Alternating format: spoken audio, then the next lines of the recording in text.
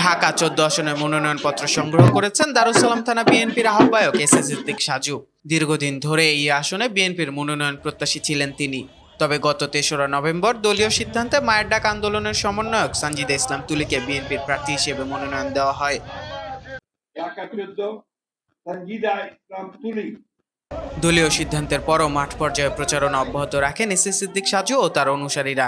সাজুর সমর্থকদের প্রত্যাশা ছিল দল শেষ মুহূর্তে সিদ্ধান্ত পরিবর্তন করতে পারে। এরই মধ্যে নির্বাচন কমিশন আগামী ২৯ ডিসেম্বরকে মনোনয়নপত্র জমা দেওয়ার শেষ তারিখ হিসেবে ঘোষণা করেছে। ঢাকা ১৪ আসনে এর আগেই গুঞ্জন ছিল দলীয় মনোনয়ন না পেলে এস এ সিদ্দিক সাজু স্বতন্ত্র প্রার্থী হিসেবে নির্বাচনে অংশ নিতে পারেন। সেই প্রেক্ষাপটে তার মনোনয়নপত্র সংগ্রহ এই আসনের নির্বাচনী রাজনীতিতে নতুন মাত্রা যোগ করেছে বলে মনে করছেন রাজনৈতিক পর্যবেক্ষকরা। গতকাল নিজের ফেসবুক পেজে এক পোস্টের মাধ্যমে মনোনয়নপত্র সংগ্রহের বিষয়টি নিশ্চিত করেন এস এ সিদ্দিক সাজু।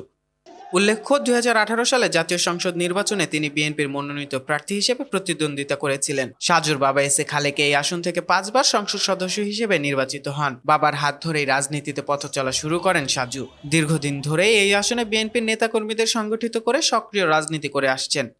সাজুর সমর্থকদের দাবি, জনপ্রিয়তার দিক থেকে এই আসনে তিনি এগিয়ে রয়েছেন এবং দলীয় মনোনয়নের ক্ষেত্রে তিনি ষড়যন্ত্রের শিকার হয়েছেন বলেও অভিযোগ করেন তারা।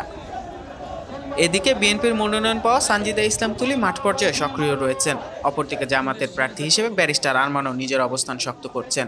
সব মিলিয়ে এস এ সিদ্দিক সাজুর মনোনয়ন সংগ্রহ ও নির্বাচনে অংশগ্রহণের সম্ভাবনা ঢাকা ১৪ আসনে একটি স্পষ্ট ত্রিমুখী লড়াইয়ের ইঙ্গিত দিচ্ছে। নিউজ ডেস্ক, চেষ্টা টিভি।